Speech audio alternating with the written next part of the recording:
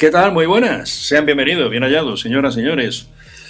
Muy buenas y nuestros mejores deseos de salud y paz, como nos gusta decir siempre que caemos en la cuenta.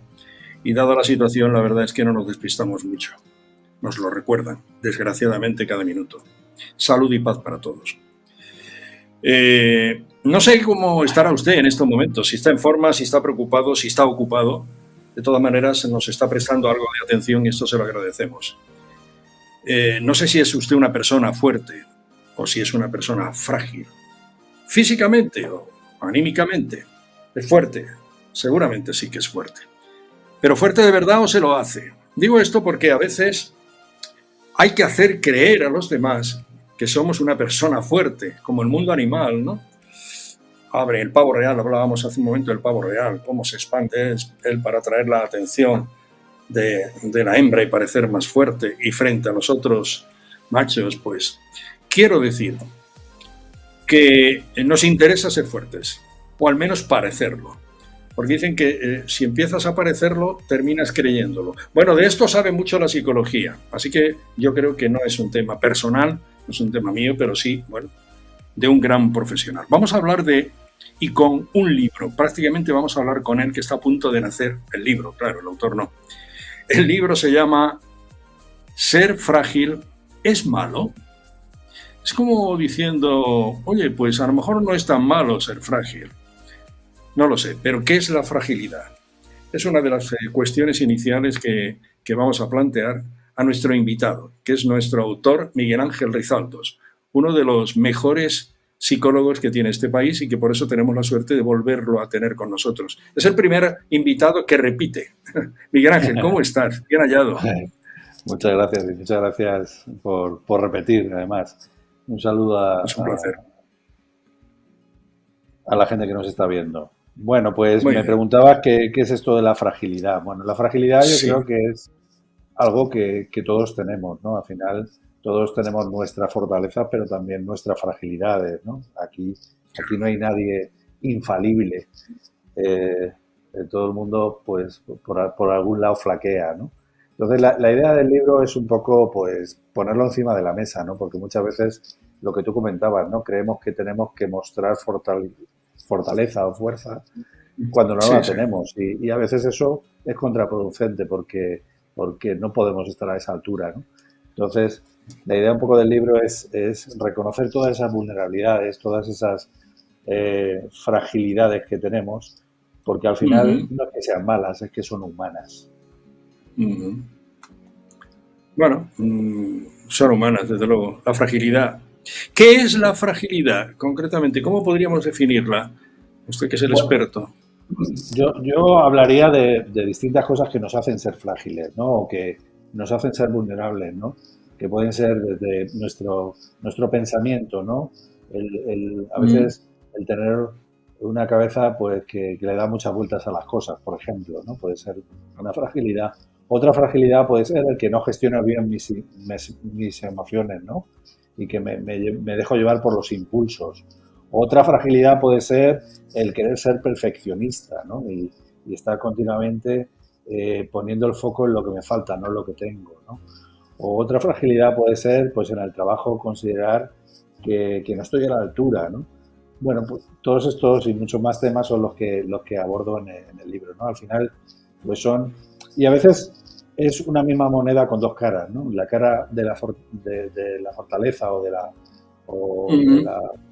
Y por otra parte, la cara de la vulnerabilidad, ¿no? Por ejemplo, el que tiene una mente muy productiva, una mente que le da muchas vueltas a las cosas, puede ser una persona pues que resuelve problemas, que es creativo, que aprende rápido, pero también es una persona que se come la cabeza rápidamente, ¿no? Entonces, a veces es una característica que tiene dos caras, ¿no? Entonces, la idea un poco del libro es reconocer estas vulnerabilidades porque al final es difícil cambiarlas, ¿no? A lo mejor podemos cambiarlas, pero si no podemos cambiarlas, por lo menos el poder modularlas o manejarlas y si no, otra de las cosas que hablamos en el libro es aceptarlas, ¿no? Ajá, es interesante. Una cosa, escuchándole me surgen muchas cuestiones, vamos a ver si la mayor parte de ellas las planteamos y usted nos las contesta. Yo creo, escuchándole, ¿no? Y porque uno se ve reflejado a veces en las entrevistas que hace, ¿no? Como medio de, como comunicador, te ves retratado o no, te ves contrario, te ves a favor. Pero en muchas ocasiones uno se encuentra, pues se reconoce, ¿no? Y yo creo que hay diferentes vulnerabilidades. Es decir, se puede ser vulnerable en unas cosas y el mismo ser invulnerable en otras. En unas cosas tener ciertos temores y en otras cosas estar absolutamente seguro. Depende de los asuntos.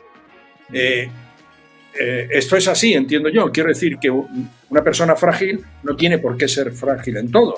Es decir, puede ser en un momento dado frágil ante un superior, pero se enfrenta a un león en un momento dado, tiene que enfrentarse a algo peligroso, como saltar a un río, salvar a una persona frágil, miedosa, no creo yo que lo haga.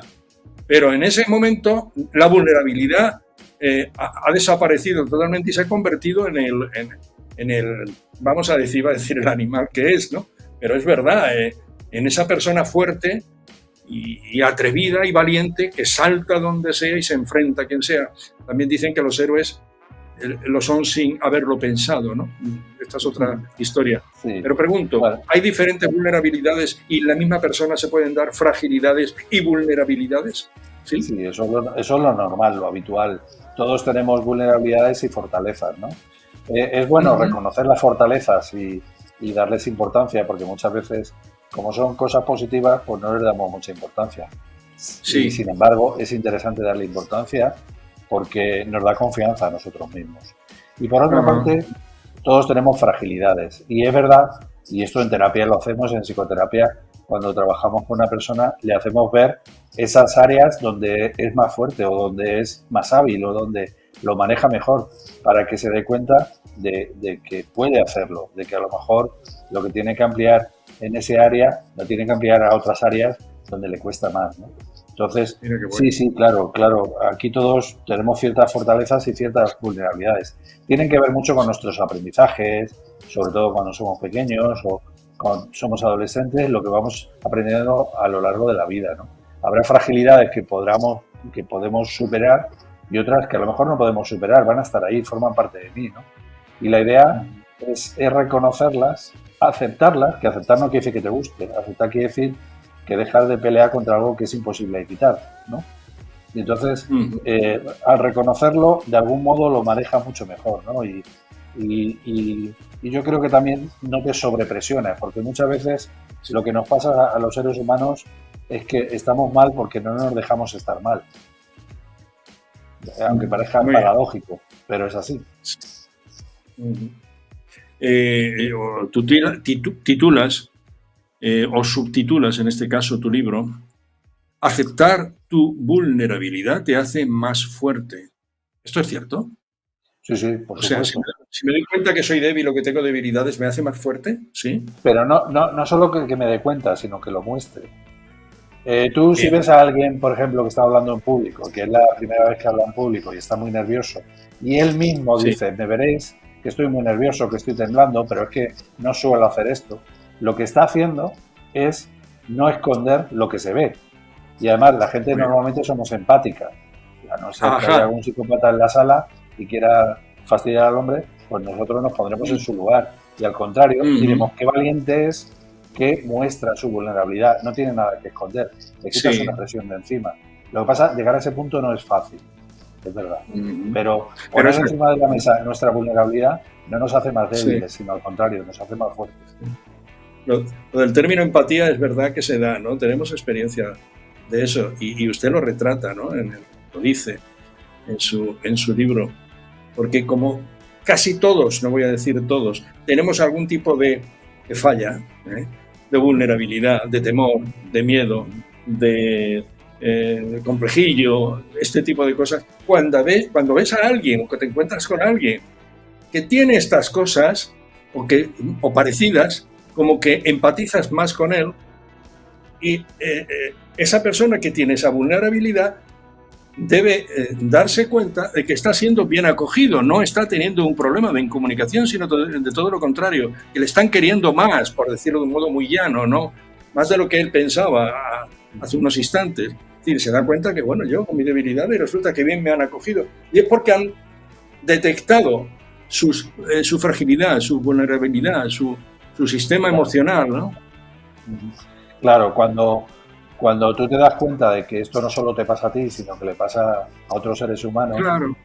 pues te das cuenta de que no eres un bicho raro. Eso es una de las primeras cosas que hacemos en psicoterapia, ¿no?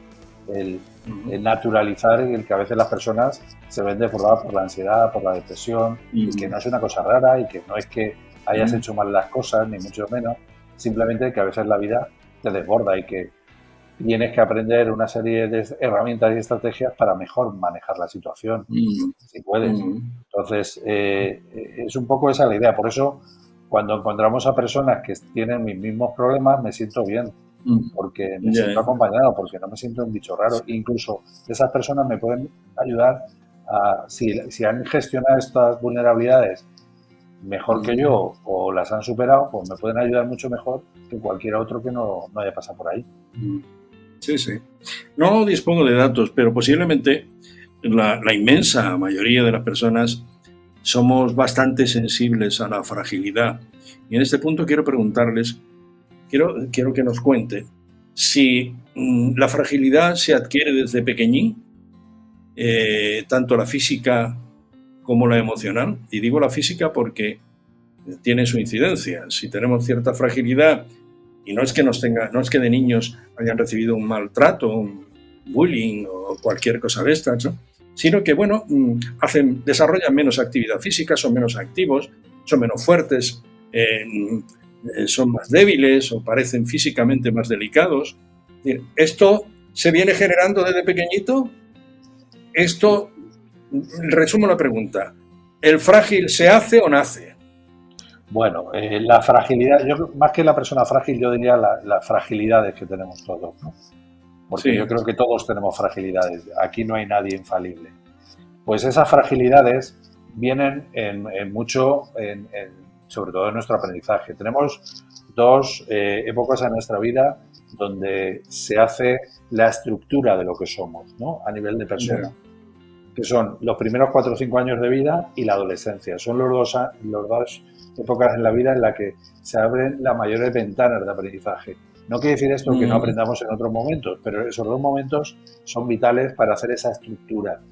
Luego, a veces lo bueno o lo malo que tengamos, en ese sentido, viene de ahí. Esto nos ayuda a entenderlo, ¿no? A entender de dónde viene, nos puede ayudar a entender qué es lo que nos pasa. Poco más, porque no tenemos una máquina del tiempo para volver atrás y cambiarlo, ¿no? Y entonces, la idea de que es algo que viene de mi aprendizaje y que tengo en la mochila, ¿no? Y de mis circunstancias personales, cómo me han educado, cómo he vivido, todo viene de ahí. Es verdad que hay cosas que puedes superar, pero hay cosas que no. ¿Qué influencia tiene la familia, la madre, el padre, los hermanos, sobre todo si son mayores? ¿Qué incidencia tienen en esa convivencia que usted está citando en los primeros años de vida, ¿no? Por ejemplo? En los primeros años de vida, la influencia que tienen los padres es muchísima. Yo siempre digo que los padres somos modelos de conducta y que nuestros hijos van a hacer aquello que nosotros hacemos, no que decimos que hay que hacer. Entonces hay que ser coherente entre lo que queremos transmitir y lo que hacemos, ¿no? Evidentemente no somos perfectos, no hay nadie perfecto, entonces vamos a transmitir nuestras fortalezas, pero también probablemente transmitamos nuestras vulnerabilidades. Y a veces esos miedos, esas vulnerabilidades o esa fragilidad, pues viene de ahí, viene de un aprendizaje. Por ejemplo, una persona perfeccionista, pues probablemente le han exigido mucho, le han exigido mucho y al final eso se acaba haciendo una autoexigencia, ¿no? Que a veces es asfixiante, ¿no? Porque siempre, como decía antes, pones el foco en lo que te falta, no en lo que tienes. Y siempre falta algo. La fragilidad física no tiene nada que ver con la personal, ¿no? Son cosas distintas. No tiene nada que ver. No tiene por qué haber una...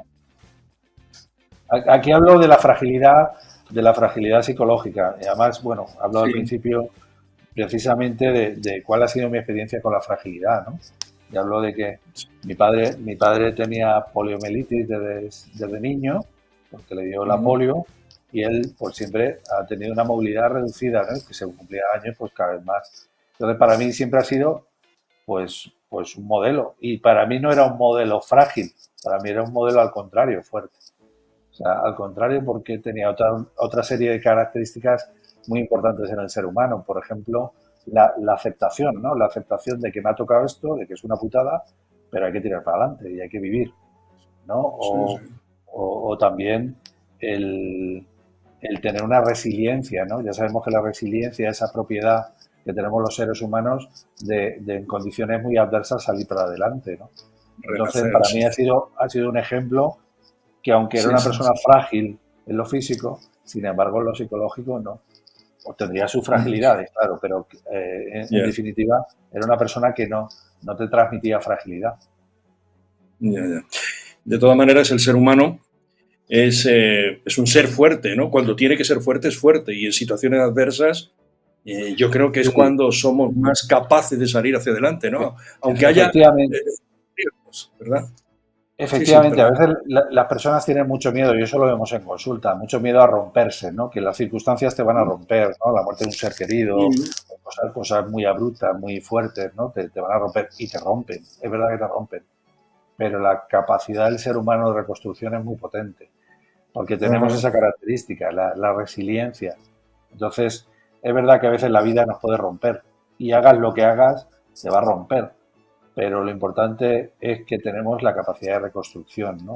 Y eso es lo importante, ¿no? Yo creo que aunque la persona pueda llegar a ser frágil, se pueda romper, pero lo importante es que se puede rehacer, ¿no? Puede rehacer su vida.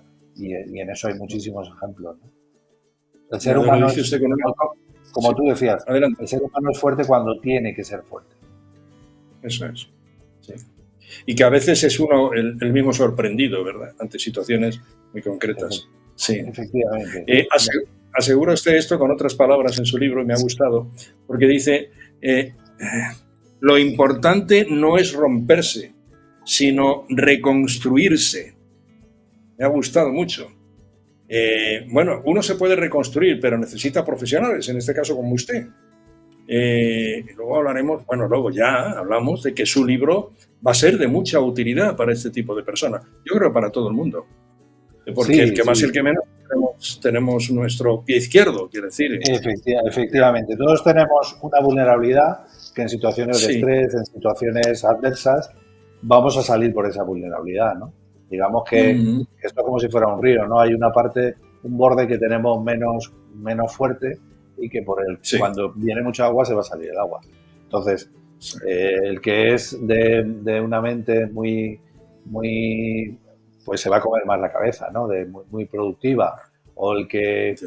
es por ejemplo, que es muy perfeccionista, pues va a intentar hacer todo perfecto, ¿no? En fin, cada uno, o el que es muy sensible. Hay personas, por ejemplo, aquí trato un poco también esto que ahora llaman de la alta sensibilidad, ¿no? Son personas más sensibles, que tienen su parte buena. ¿Cuál es?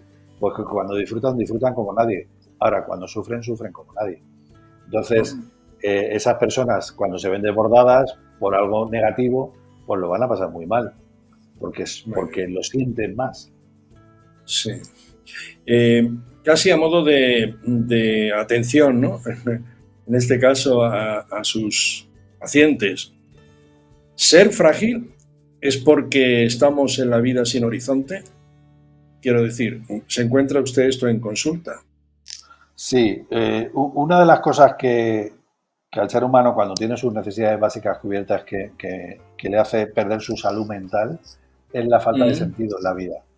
El sentido en la eso vida es. es algo muy importante para el ser humano, ¿no? Que es un poco lo que tú venías a decir, ¿no? Que es eh, cuando hay coherencia entre lo que valoro y quiero y lo que hago, me siento bien. El problema es que muchas veces valoro y quiero cosas, sin embargo, no hago nada en relación a eso, sobre todo en mi día a día. Porque al final la vida es el día a día, no los momentos puntuales de cuando acabe una carrera, de cuando tenga un trabajo, de cuando tenga una familia. Mm, Eso llegará, mm, son objetivos, son metas, mm, pero si tú te sigues por los valores, vas a dar mucho más contenido a tu día a día. Sin embargo, las metas, hasta que no llegas a la meta, parece que no eres feliz, ¿no? Y cuando llegas a esa Ya, meta, hay otra meta y hay otra meta. Es verdad que la vida está un poco hecha así, ¿no? Que nos sí, movemos por objetivos o metas. Deberíamos, para tener una mejor salud mental, guiarnos por valores, por lo que realmente valoramos, que a veces son las cosas más simples y más sencillas, que es la familia, los amigos, el cuidarse, disfrutar, tener cierta seguridad. sí. Pero la mentalidad popular no es esa. La Ya, mentalidad individual cambia cuando pasamos por momentos drásticos, difíciles, complicados, arriesgados, peligrosos, ¿no? Cuando se descubren esas cosas y dice, bueno, he salido de una enfermedad gravísima y he cambiado. El otro día nos contaba Miguel de los Santos de sus viajes a América, que estuvo varios años trabajando en la comunicación para la televisión española. Y claro, vio y sufrió de todo. 3 años en Latinoamérica, con problemas en Paraguay, en Chile, en Argentina, en Nicaragua, con a veces fuego cruzado, ese tipo de cosas, ¿no? Y le preguntaba esto un poco, me lo acaba usted de recordar. Vino a España con otra mentalidad, valorando el oxígeno, el aire que se respira, una reunión con un amigo, una caña, unas cervezas con unos compañeros. Eso es lo que realmente empieza a ser importante, ¿no? Cuando esa mentalidad cambia. Pero parece que si no pasamos por un trance muy concreto, como superar una enfermedad grave, por ejemplo, para valorar lo que tienes en casa, valorar la familia, sí, valorar esta luz. efectivamente, nos cuesta valorar algo hasta que no nos falta, ¿no? Y al final lo Sí, importante es vivir, lo importante es lo más simple, poder andar, poder sí, respirar, poder levantarme cada mañana, tomarme un café con un amigo. Al final, las cosas simples de la vida, pues son lo importante. Lo que pasa, perdemos un poco perspectiva y a veces, incluso cuando pasamos por esas situaciones adversas, se nos olvida con el día a día y nos sí, enredamos en otras historias mucho más sí, simples. sí. Yo he llegado a leer así a ustedes, a los especialistas, que lo más valioso es lo más económico. Sí, Es verdad, sí. ¿verdad? Los ¿Cierto? estudios dicen que si quieres invertir en algo para ser feliz o tener mayor bienestar, invierte en experiencias, no en cosas. Las cosas, Ajá. según las compras, pierden valor. Sin embargo, las experiencias no, los viajes, los Mm, cursos que hayas hecho, algo que hayas experimentado, tiene más valor sí. según lo recuerdas. Y sin embargo, las cosas Mm. no. Es decir, que ser frágil o más vulnerable de lo normal es porque estamos despistados de nosotros mismos. Bueno, sí, también es verdad que hay mucho desconocimiento, ¿no? Yo creo Ujú. que somos una sociedad un poco analfabeta en relación a nuestras emociones, ¿no? Ahora se ha puesto de moda hablar de salud mental, se habla mucho de salud Sí, mental, se hace poco, por no decir nada, pero se habla mucho de salud mental. Nadie nos enseña cómo gestionar nuestros pensamientos, cómo manejar nuestras emociones, cómo manejar las relaciones con los demás. Yo creo que estos tres ámbitos serían súper importantes que nos los hicieran y porque en psicología ya sabemos cómo gestionar esto de la forma más saludable, no de la mejor forma, sino la forma más saludable. Entonces, eh, es verdad que esto lo deberíamos de aprender desde pequeñitos porque nos quitaría muchos problemas, ¿no? Si yo sé bien mm, gestionar pues mis emociones o lo mejor posible, aunque vengan mal dadas, pues va a ser más probable que esa situación me derrumbe, pero me derrumbe lo menos posible, o si me derrumba, sí. me voy a reconstruir rápido. O sea, que esto, su carrera, sus conocimientos, su profesión de psicólogo, se debería ir conociendo ya desde el principio en los colegios, 4, 5, 6, 7, no sé a qué edad, 8, 10 años, porque está usted hablando de comunicación. Y digo en los Claro, colegios porque los padres no estamos preparados para eso, no nos han preparado, no nos ha pillado y a veces tenemos hijos de edades difíciles o, bueno, todas son difíciles, pero un niño con 5, 6, 7 años empieza a desarrollar y a tener, a recibir informaciones que le pueden hacer más o menos vulnerable para toda su vida. Conocer esto sería estupendo, pero es que los sí, padres no sabemos un poco de esto, ¿no? claro. Claro, por esa es la idea de ir divulgando cada vez más, ¿no? Yo creo que como profesional de la salud y de la psicología en particular, pues tengo la Uh obligación -huh. de divulgar y por eso el libro, ¿no? Yo creo que que no todo el mundo va a consulta, no todo el mundo va a psicoterapia, porque tampoco es necesario, Sí, pero sí que sería claro. bueno el tener unas nociones mínimas de cómo gestionar mis emociones, mi pensamiento, bueno, todo esto que planteo aquí, ¿no? En el libro. Yo creo Mm, que esa es un poco la idea, de que tengamos cada vez mayor formación en ese sentido, claro. porque nos va a ayudar a no tener problemas, ¿no? O tener cada vez menos Ujú, problemas, sobre todo en la gestión, ¿no? Y sobre todo ujú. cuando las situaciones vengan malas, que van a venir, pues que esa fragilidad que tenga, pues que se rompan lo menos posible, ¿no? Mm. Que me reconstruya lo antes posible, como decía antes. Aquí lo tenemos en pantalla. Este es el libro, esta es la portada. Ser frágil es malo. Ya ven ustedes que parece que no es tan malo y si es necesario se acude al profesional. Y como ayuda inicial, el libro de este magnífico profesional. Ser, acaba usted de decir de alguna manera, y me gusta recordarlo porque son frases muy cortas que se graban más fácilmente. Ser frágil es mejor admitirlo que ocultarlo, deduce usted, ¿no? Siempre, siempre. Lo que pasa no es fácil y a veces es un proceso, ¿eh? Esto no es de la noche a la mañana voy a poner mi fragilidad, que tampoco se trata de ir con una pancarta por la calle diciendo cómo soy yo dejo de ser. Pero cuando Sí, lo vea oportuno y en el momento que vea oportuno y con quien vea oportuno, pues mostrar mi vulnerabilidad me hace quitarme presión, ¿no? Porque muchas veces estamos claro, intentando esconder algo que sin embargo es visible, ¿no? Y eso sí que es sí. no sirve, Lo, no es eficaz. lo que decíamos, lo que decíamos al principio, si no ocultas que eres frágil, seguramente vas a tener más fácil la vida. Porque Claro, se denota cuando te encuentras con otras personas y todos tenemos fragilidades, vulnerabilidades y hay efectivamente, mayor capacidad de sintonía. Sí. efectivamente. Eh, También el tema de los propósitos, el tener un propósito claro, definido y alcanzable, eh, yo creo que es muy bueno, ¿no? No sé, este tipo de cosas, yo se lo Sí, pregunto, aunque usted lo el viene a explicar. propósito, siempre que venga en la línea más que de una meta o un objetivo, de un Sí, valor, ¿no? Como decía, ¿no? Los un valores objetivo. Sí, son algo muy abstracto, pero muy potente. Si alguien, sí. para alguien es muy importante la familia, pues tiene ahí un propósito muy importante, ¿no? Ujú. Por ejemplo, si una persona trabaja en un hospital, pero es la señora de la limpieza, pero si la mujer no solo ve el tema como que limpio, sino como que formo parte de algo que ayuda a los demás, pues lo ve de otro modo, ¿sabes? Entonces, es verdad Sí. que eso, cuando hay esa coherencia entre lo que valoro y quiero y lo que hago, me siento bien. Entonces, Mm, a veces tenemos que tener unas miras un poquito más altas, ¿no? Digamos, y sí, tiene que ver con los propósitos, evidentemente con unas condiciones sí, laborales idóneas, ¿no? sí, Pero, sí, pero si somos capaces de trascender eso, ¿no? De trascender lo que sí, hago, pues probablemente me sienta bien y me sienta sí. mejor. Me hace, me hace sonreír sus palabras porque estoy recordando una persona que conocí hace horas prácticamente, porque Ujú. ha sido esta mañana en un bar, tomando un café. ¿Dónde eres? Me dice, boliviano. Ay, ¿cuánto tiempo llevas aquí? Digo, llevo 7 meses. Dice, ahora soy camarero, pero yo seré el dueño de este bar. Ujú.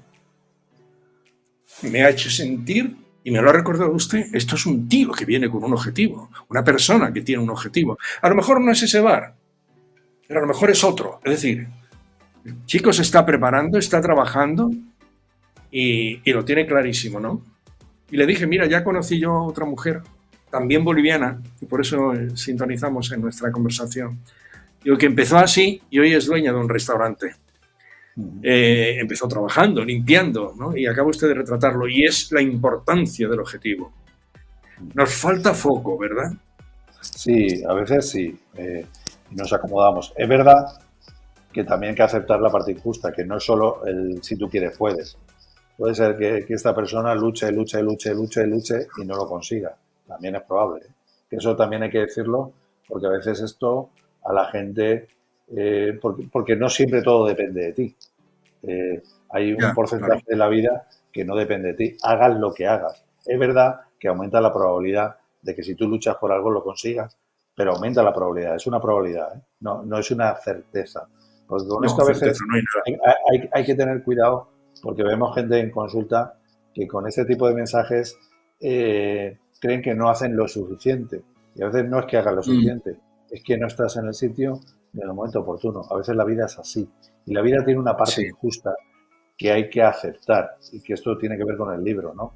Eh, Ujú, y es así, a veces te vienen cosas negativas que no te mereces o cosas positivas sí. por las que peleas no llegan.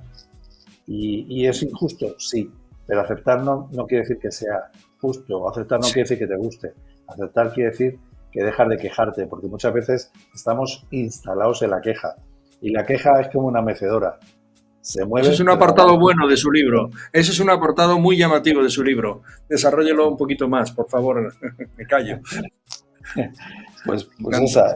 esa idea de la aceptación de la parte injusta de la vida, que o, tanto a nivel de circunstancias como a nivel personal. ¿Qué quiere decir a nivel personal? Y eso tiene que ver más con el libro, pues que hay características de mí que no voy a poder cambiar, que a lo mejor puedo modular, manejar, pero cambiar no. O sea, de ser una persona muy preocupada y muy agobiada, no voy a ser la persona más despreocupada del mundo porque dejarías de ser tú. La persona es lo que es gracias a sus fortalezas, pero también gracias a sus vulnerabilidades. Y esto yo lo Ujú. digo continuamente en consulta, hay que aceptar eso porque eso te ayuda a dejar de pelear o de querer ser quien no eres. Porque a veces pedimos peras al olmo. O sea, si yo soy una persona nerviosa, probablemente nunca vaya a ser la persona más tranquila del mundo, pero que tengas herramientas para gestionar tus nervios te viene bien. Y que Ujú. sepas Ujú. que, pues como esto yo siempre digo, como un pura sangre, ¿no? Un caballo pura sangre. Si tú la azuzas, se desboca. Entonces, el saber que tú tienes una serie de características o una serie de cosas que no debes de hacer porque a lo mejor te hacen que te desbordes por esa vulnerabilidad. No sé si me Ya. explico. Sí, sí. Esa idea yo creo que es muy interesante, esa aceptación a Sí, nivel sí, lo es. de que hay cosas que no voy a cambiar radicalmente, ¿no? La persona que es perfeccionista no va a ser todo lo contrario. Pero bueno, el saber que soy perfeccionista, perdón, y que a veces tengo que repetir una cosa 10 veces, pues si intento perder solo el tiempo de hacerlo 2 veces, mucho mejor. Pero dejar Ya, de no hacer, no lo vas a hacer, porque vas a intentar ya, hacer las ya. cosas lo mejor posible. Lo que no quiere decir que no haya que seguir un objetivo cuando uno se lo plantea, porque es lo que hemos desembocado en el objetivo, porque seguramente se es más afortunado o se es más feliz mientras se tiene un objetivo, ¿no? Y no hay esos temores ni tanta fragilidad ni aflora la vulnerabilidad, sino que cuando alguien tiene un objetivo parece que, aunque no tenga luego poderío para otras cosas, por entendernos, o valentía suficiente para otras cosas, pero yo veía en este caso que le he puesto, y que hay tanta gente que llega tan lejos en el mundo del deporte, en el mundo de, bueno, cuando ves incapacitados que han quedado, que son deportistas y luego se han convertido en grandes jugadores de baloncesto porque hacían básquet y en una silla de ruedas hacen maravilla, este tipo de cosas. Esos son objetivos. Claro, como usted dice, pero cuidado, que todo tiene sus limitaciones. Bien, de acuerdo. Pero yo pienso, yo creo, en esta gente, ¿no? Que no piensan en las etapas. ¿eh?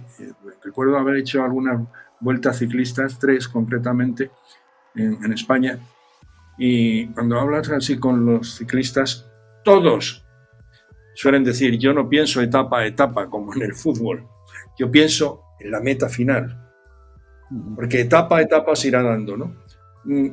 No sé si esto es más o menos conveniente para la persona que se plantea ese objetivo. Parece Ya, que ellos lo que venían a decir que si pensaba en la meta final le era más fácil, más llevadera la etapa diaria. ¿Me explico? ya. Ya, lo que sí que sabemos es que si te focalizas en el momento presente y en el día a día y en el camino, es mucho mejor que solo en la meta, porque si estás solo en la meta, no estás disfrutando del camino. Entonces, al final Bueno, el eso día a es día es el camino, evidente, ¿no? Es evidentemente. verdad que a lo mejor lo podemos llamar de otro modo. Objetivo meta es hasta que llego ahí ya está. Pero si estás solo pensando en la meta, te vas a agobiar, lo vas a pasar mal, porque solo estás en eso y sobre todo te estás perdiendo el día a día, que al final la vida está ahí, en el día a día. Entonces, por eso los valores dan contenido al día a día, los objetivos no. Los valores, lo que te decía, la familia, el disfrutar, el cuidarse. El cuidarse en mi día a día puedo hacer cosas para cuidarme. Que puede ser, pues desde ir a andar hasta intentar comer más saludable o relacionarme con otra persona. Eso es cuidarme también. En psicología sabemos que una persona es tan bueno dejar de fumar como quedar a tomar un café con un amigo. No para sentirte bien, sino para la supervivencia. Fíjate, lo importante es que es para el ser humano relacionarse con los demás. Entonces, el poner comportamientos que vayan en la línea de lo que valoramos en nuestro día a día, pues nos hace sentir bien. Sin embargo, las metas, según llego a la meta hay otra meta y hay otra meta, y no te hace disfrutar del momento o vivir el momento, que es lo importante. El vivir el momento. Si estaba pensando ahora en ese otro ser humano que se planifica el camino, el caminar hacia Santiago, ¿no? El peregrino, que sí, está pensando en llegar a la Plaza Obradoiro y estar allí, situarse allí, pero el camino está en el día a día, es decir, el ir a Santiago está en el día a día, ¿no? El camino real y la vida real y la experiencia, estas experiencias extraordinarias y metafísicas que se tienen en el día a día, efectivamente. Muy bien.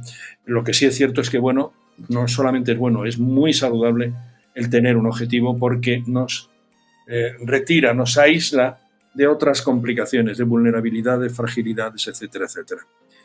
La falta de motivación, le quería preguntar, ¿en un momento es el fracaso o el fracaso es la falta de motivación?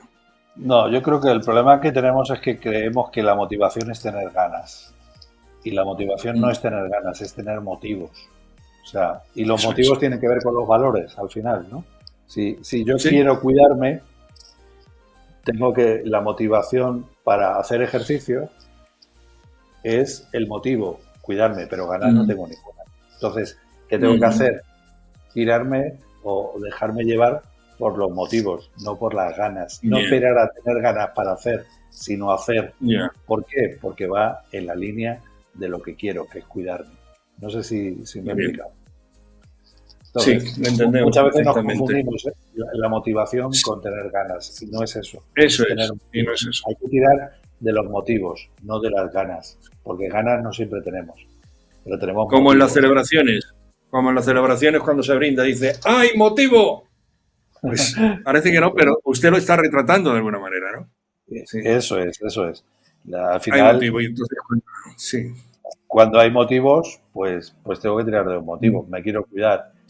Y además esa coherencia que decía antes entre lo que valoro y quiero y lo que hago, me hace sentir bien. Quiero cuidarme, hago ejercicio para cuidarme, me hace sentir bien porque hay coherencia entre mi comportamiento y lo que valoro. Hay momentos difíciles, estoy pensando en momentos difíciles que los tenemos a la vuelta de la esquina y seguramente muchos de los presentes atendiendo de nuestros seguidores y amigos, si no muchos algunos, o por lo menos comprenden la cuestión que planteo. Eso es sobre la vida familiar. La vida familiar se sostiene sobre una serie de obligaciones, de atenciones, ¿no?, a nuestros seres queridos, a los hijos, los estudios de los hijos. Quiero mencionar esta situación porque cuando ese objetivo y ese motivo donde estamos se acaba, el matrimonio, la pareja, o individualmente uno de los componentes se descuelga, se cae, la pareja se deshace. Ahí somos frágiles los seres humanos, usted en consulta lo tiene que saber. Ahí somos frágiles. Ahí se ha acabado el motivo para esa madre y ese padre que su objetivo era criar a esos hijos y sacarlos adelante por encima de todo, ¿verdad? Ese es el problema. Si solo tengo una fuente de satisfacción, cuando falta esa fuente de satisfacción, pues me quedo sin nada. Huérfano. Entonces, por eso hay que tener distintas fuentes de satisfacción, ¿no?, a la hora de... Y otra de las cosas que también hablo en el libro son del duelo, el duelo en el amplio sentido de la palabra, no solo cuando perdemos a un ser querido porque fallece, sino cuando perdemos un trabajo, cuando perdemos a un amigo, cuando se rompe una pareja, pues hay un duelo, ¿no? Los psicólogos lo llamamos igualmente duelo a todo eso.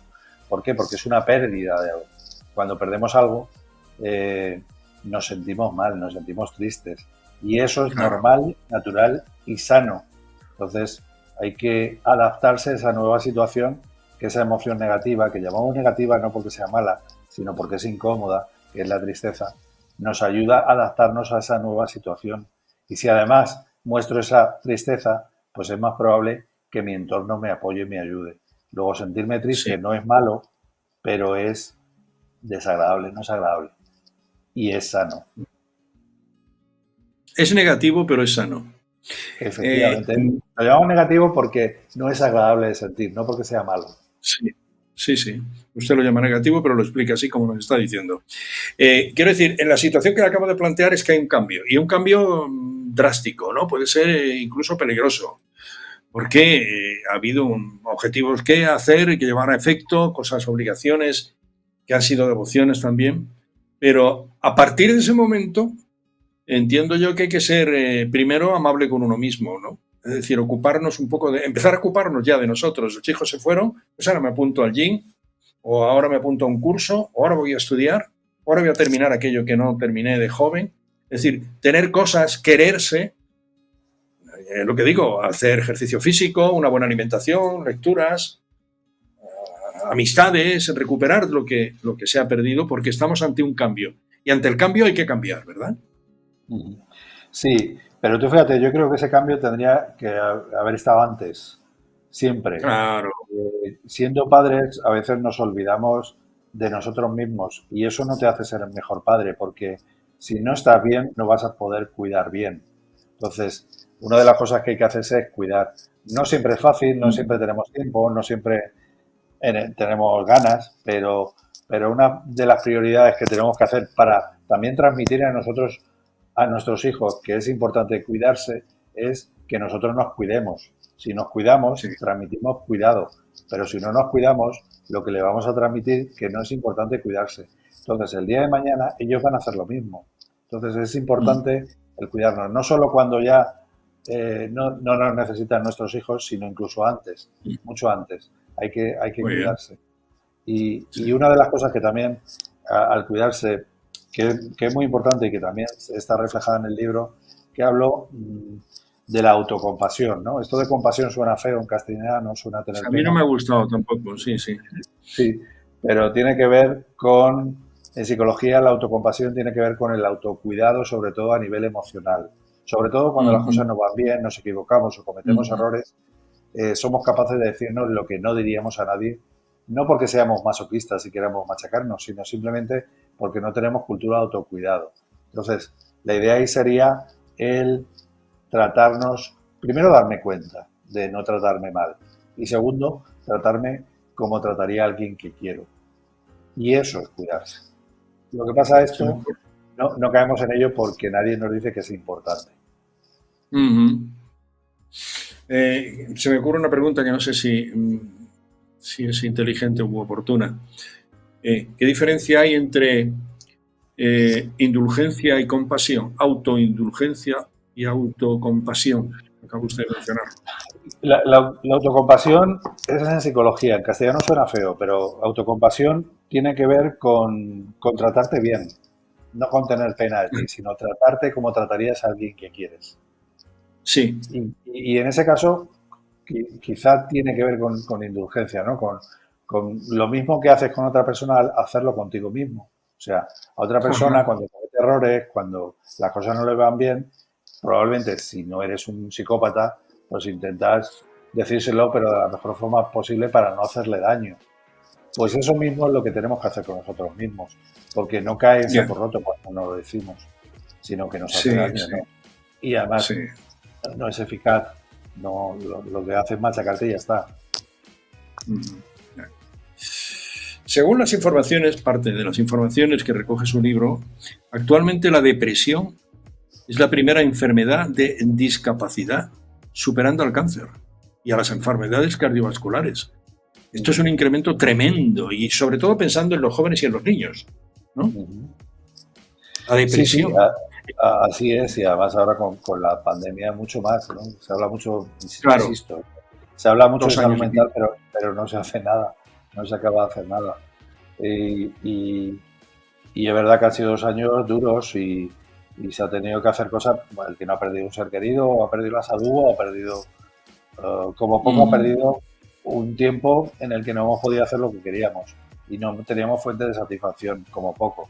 Y encima estar aislados, no poder tocarse, no poder abrazarse, besarse, todo eso mm, no es sano, no es sano ni a nivel psicológico ni a nivel físico. Lo que pasa, bueno, había una mm. prioridad que era el no enfermar y ya está, pero claro, la salud no es solo tener una enfermedad, la salud es tener bienestar también.